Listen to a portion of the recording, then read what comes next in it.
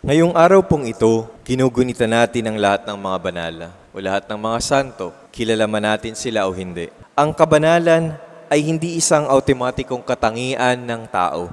Holiness is not an automatic feature of life. Rather, it is a gift from God. Holiness belongs to God. At ito ay isang regalo para sa atin.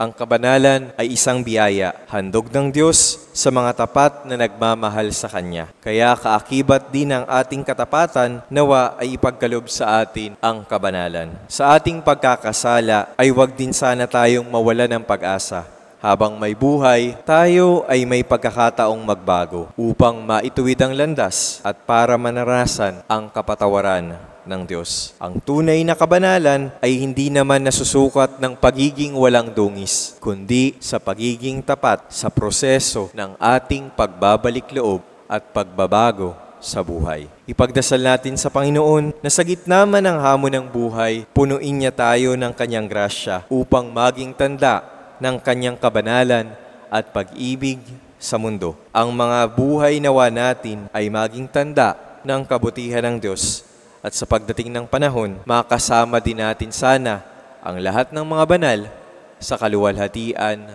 sa langit. Amen.